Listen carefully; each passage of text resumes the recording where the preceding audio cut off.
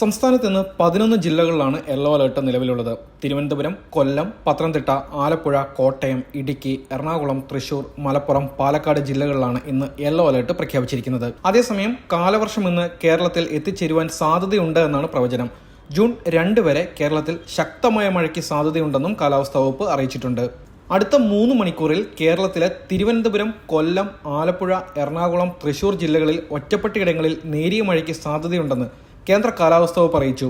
തെക്കൻ കേരള തീരം, ലക്ഷദ്വീപ് തീരം എന്നിവിടങ്ങളിൽ മത്സ്യബന്ധനത്തിന് പോകുവാൻ പാടുള്ളതല്ല എന്നും കേന്ദ്ര കാലാവസ്ഥാ വകുപ്പ് അറിയിച്ചിട്ടുണ്ട്.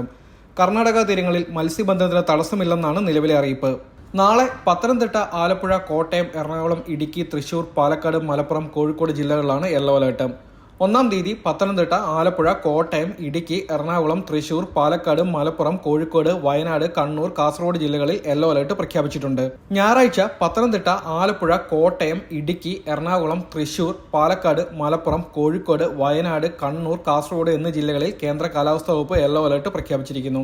ഒറ്റപ്പെട്ട ശക്തമായ മഴയ്ക്കുള്ള സാധ്യതയാണ് പ്രവചിക്കപ്പെട്ടിരിക്കുന്നത്. 24 മണിക്കൂറിൽ 64.5 മില്ലിമീറ്റർ മുതൽ 115.5 മില്ലിമീറ്റർ വരെ മഴ ലഭിക്കുന്ന സാഹചര്യത്തെയാണ് ശക്തമായ മഴ എന്നതുകൊണ്ട് അർത്ഥമാക്കുന്നത്. അതിതീവ്ര മഴ അപകടങ്ങൾ സൃഷ്ടിക്കും. കുറഞ്ഞ സമയം കൊണ്ട് വലിയ മഴയുണ്ടാകുന്ന രീതിയാണ് പ്രതീക്ഷിക്കുന്നത്. അത് മലവെള്ളപ്പാച്ചിലും മിന്നൽ പ്രളയങ്ങളും സൃഷ്ടിക്കാൻ സാധ്യതയുണ്ട്. നഗരപ്രദേശങ്ങളിലും പൊതുവെ താഴ്ന്ന പ്രദേശങ്ങളിലും വെള്ളക്കെട്ട് രൂപപ്പെടുവാനും സാധ്യതയുണ്ട്. മഴ തുടരുന്ന സാഹചര്യം മണ്ണിടിച്ചിലിനും ഉരുൾപൊട്ടലിനും സാധ്യത സൃഷ്ടിച്ചേക്കാം. പൊതുജനങ്ങളും സർക്കാർ സംവിധാനങ്ങളും അതീവ ജാഗ്രത പാലിക്കണം.